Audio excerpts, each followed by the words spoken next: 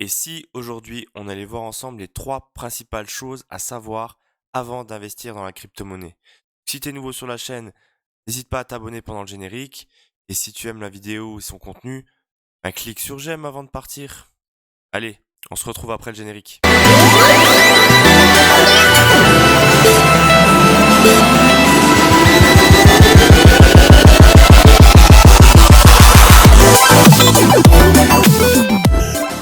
Salut à tous, c'est Jérém, bienvenue sur la chaîne de Crypto Basique. Ici, on va parler stratégie, investissement, crypto-monnaie surtout, et on va apprendre ensemble les bases afin de pouvoir monter en compétences. Donc n'hésite pas à t'abonner si tu veux commencer dans la crypto ou tu es débutant. Aujourd'hui, on va principalement voir quelles sont les trois principales choses qu'il faut que tu saches avant de commencer dans la crypto.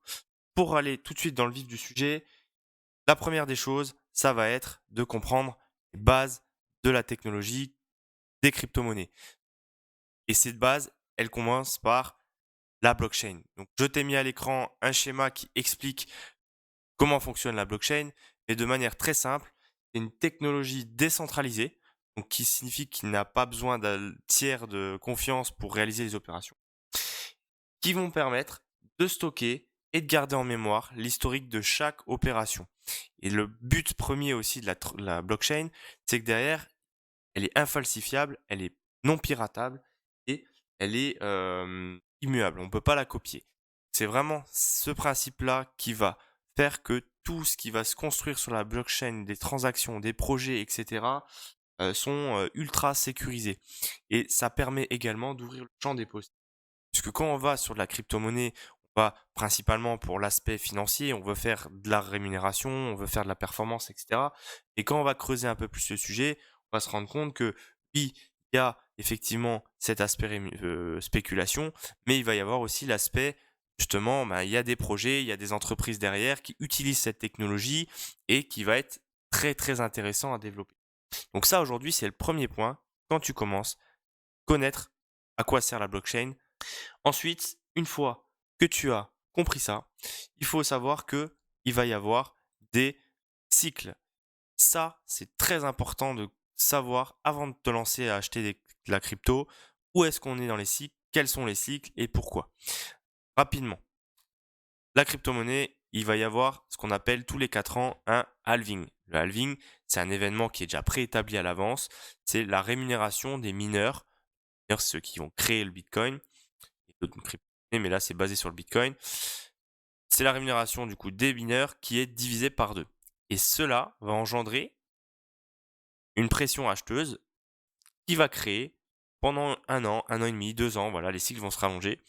On appelle un bull run, un bull market.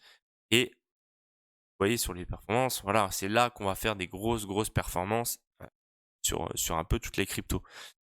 Par contre, attention, à la fin de ce bull market, il va y avoir ce qu'on appelle un bear market. C'est une période, une phase baissière qui peut être relativement violente, voilà, qui va pareil durer un an, etc., voire plus. Donc ça, c'est important de situer ces deux cycles-là.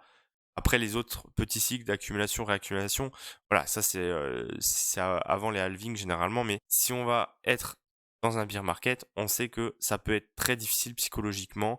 Donc il faut se préparer au max à cette période-là. Petit instant culture G. Pourquoi bull? Pourquoi bear market? Le bull et le bear, c'est le taureau et l'ours. C'est représentatif des marchés parce que c'est par rapport à leur façon de se défendre et d'attaquer.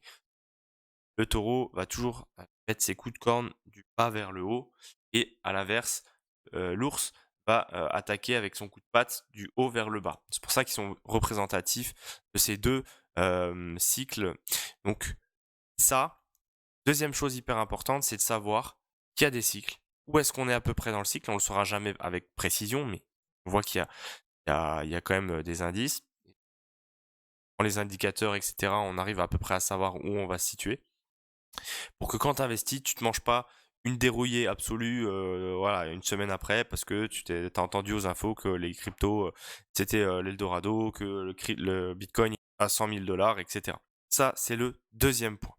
Et le troisième et dernier point qui est très important, c'est de comprendre que quand on va investir dans la crypto-monnaie, il y a plusieurs possibilités. On va investir sur le Bitcoin, c'est vrai qu'on rentre généralement par cet actif-là, mais il faut savoir qu'il y a des altcoins, donc c'est des autres crypto-monnaies.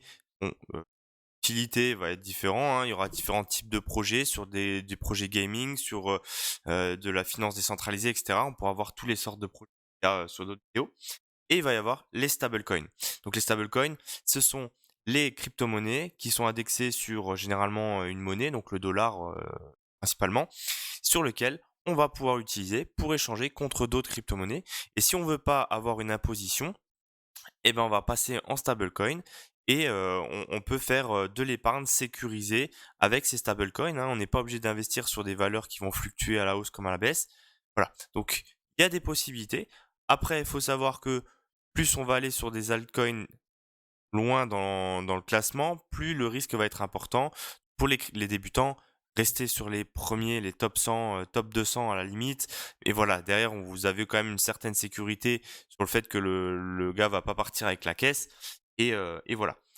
La crypto, c'est hyper volatile. Bitcoin va donner le métronome du marché. Donc, si lui, il va monter de 5%, les altcoins peuvent monter de 10-15%. Par contre, s'il baisse, bah, c'est pareil. Sauf que ça va être amplifié chez les altcoins puisque eux, ils vont perdre 15-20% quand le Bitcoin perdra 5%. Donc ça, c'est important. Et aussi, un point en début, c'est que contrairement aux marchés financiers qui ont des heures d'ouverture et heures de fermeture, la crypto-monnaie ne s'arrête jamais. Il y a toute la journée, toute la nuit, le cours qui fluctue. Ça, c'est un petit côté addictif, vous le verrez bien. Au début, on est tout le temps la tête dedans. Bon, ça, c'est le petit côté addictif de la crypto-monnaie. Pour récapituler, en 3 points. La blockchain, c'est une technologie décentralisée qui permet de sécuriser et de garder en mémoire l'ensemble des données consultables par tout le monde. Technologie qui va permettre de créer des projets. La crypto-monnaie est régie par des cycles, le bull run, le bear market, les phases de réclamation. Ces cycles ont tendance à s'allonger avec le temps. Et la dernière chose, c'est qu'il y a différentes possibilités entre le Bitcoin, les altcoins et les stablecoins. On a déjà les principales bases pour commencer dans la crypto-monnaie. Nous allons voir plus tard, dans d'autres vidéos, comment acheter de la crypto-monnaie, etc., les stratégies, les indicateurs. On va faire une dizaine de vidéos qui permettront aux débutants d'y arriver à se débrouiller tout seul dans ce monde qui est hyper intéressant. N'hésite pas à t'abonner, laisse-moi un petit commentaire pour me dire les choses que je peux modifier sur ma vidéo et on se retrouve sur une prochaine vidéo. À bientôt.